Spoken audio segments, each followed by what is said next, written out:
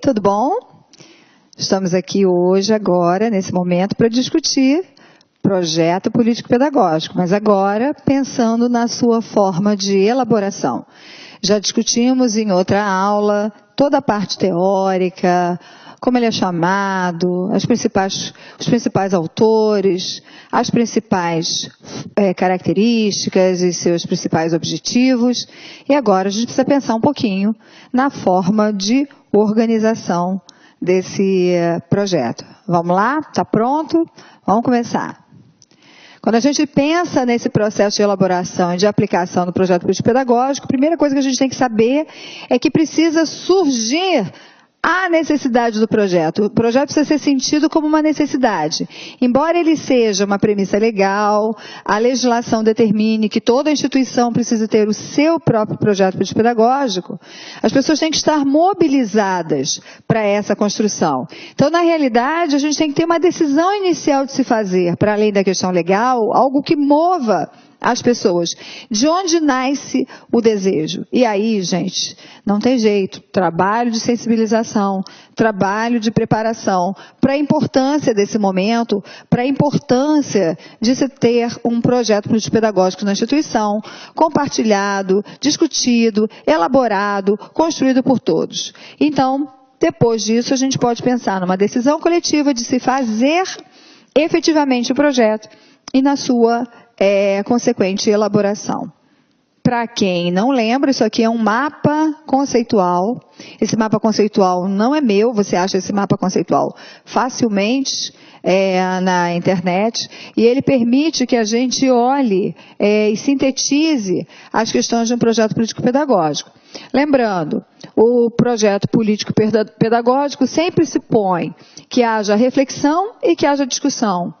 Sempre supõe uma organização escolar. Ele vai sempre interferir na realidade. E para que interfira na realidade, ele exige a participação efetiva, professores, alunos, pais, toda a comunidade escolar, incluindo funcionários, comunidade externa.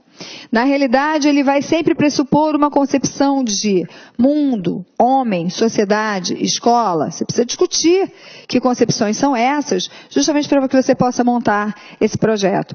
Ele é sempre amparado pelas leis, então a gente tem a LDB amparando o projeto pedagógico. Ele vai sempre alicerçar o trabalho pedagógico. Ele vai buscar transformação, porque ele continua supondo gestão democrática e o enfrentamento da exclusão e da marginalização como grandes problemas principais das das escolas brasileiras de uma forma geral.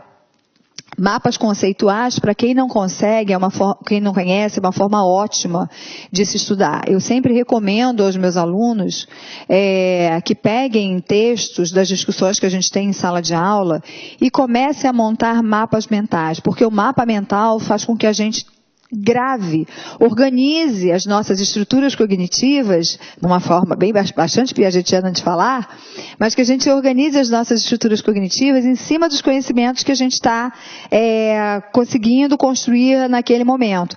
Então, o mapa, ele traz no centro o tema que a gente quer construir, e a gente vai abrindo caixas de diálogo, possibilidades assinaladas por setas, para trazendo verbos e palavras-chave.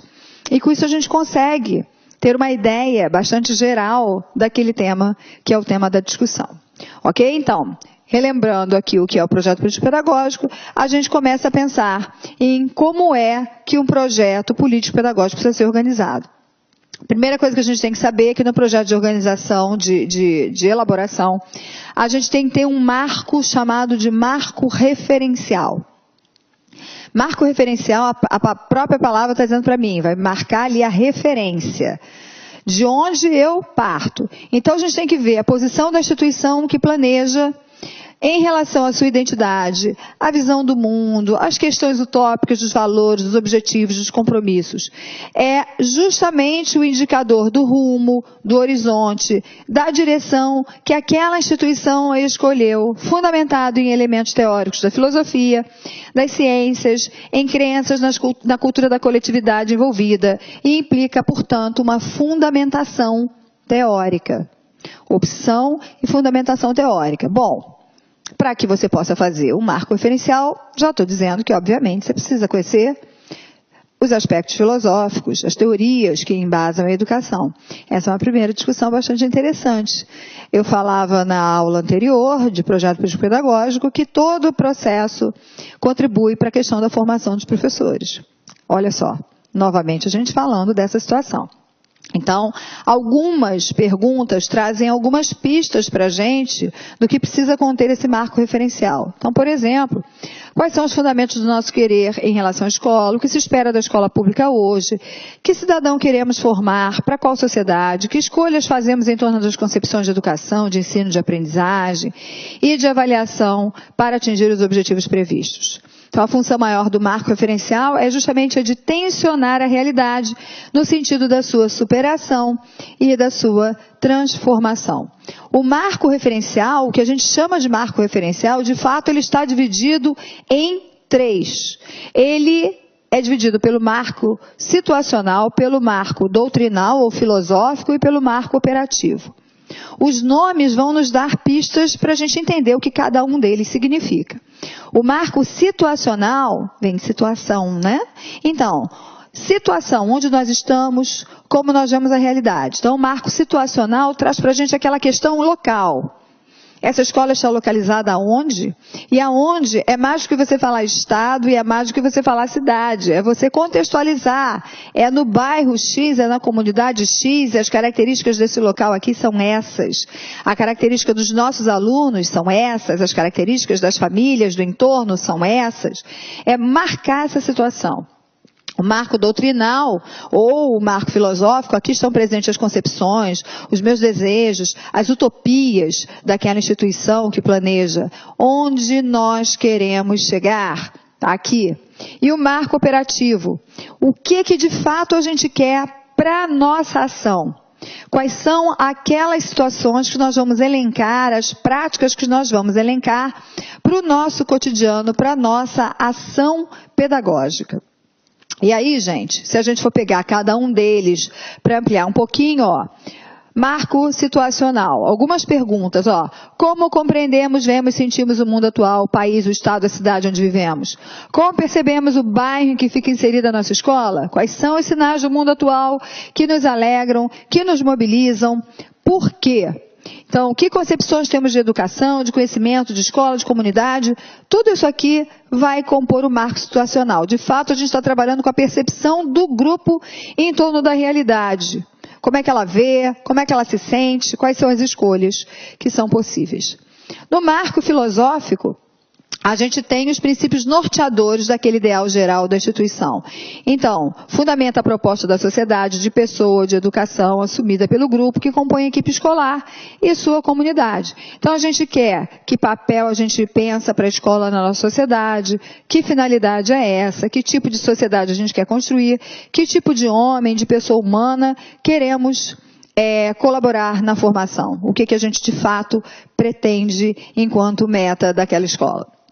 No marco operativo, a gente pensa na organização de todas aquelas ações da coletividade que vão atuar justamente nessas dimensões que trabalham, que configuram a prática educativa, ou seja, dimensão pedagógica, dimensão comunitária, dimensão administrativa. Então, a elaboração do marco operativo tem que ser compatível e tem que ser coerente com a do marco situacional e especialmente com o marco filosófico. No marco filosófico, moram as minhas intenções políticas. No marco operacional, moram as minhas ações pedagógicas de um projeto político-pedagógico. E, portanto, as coisas têm que estar coerentes. Eu sempre falo com os professores, muitos professores têm dificuldade de planejar, e a gente está falando aqui do planejamento que ele faz em sala de aula. Ele pode fazer um planejamento comum, corriqueiro para ele, mas na hora que esse planejamento é submetido a algum tipo de avaliação de alguém externo, que é alguém que está de fora daquele processo, o planejamento tem que estar claro. Às vezes está claro para o professor que atua, mas não está claro para quem está de fora lendo. É o que acontece aqui. Tá? Tem que estar claro para quem vai ler aquele documento. Porque o projeto político-pedagógico é um documento que tem que estar na mão dos professores, tem que estar na mão dos responsáveis, que tem que ter acesso, tem direito a ter acesso a esse documento na hora que solicitarem. Na realidade, tem que ter acesso quando matriculam seu filho naquela instituição, quando participam das reuniões. Olá, meus amigos, minhas amigas, quero pedir licença para convidar vocês a fazer o nosso super curso online para a Secretaria de Estado de Educação de Minas Gerais 2018.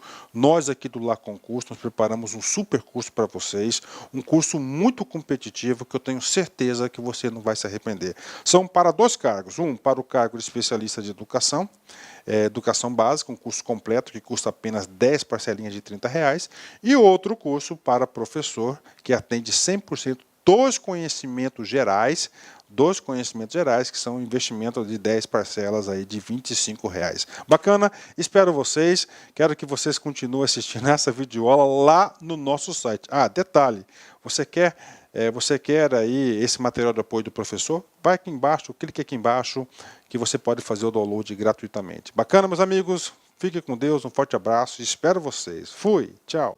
Clique lá aqui.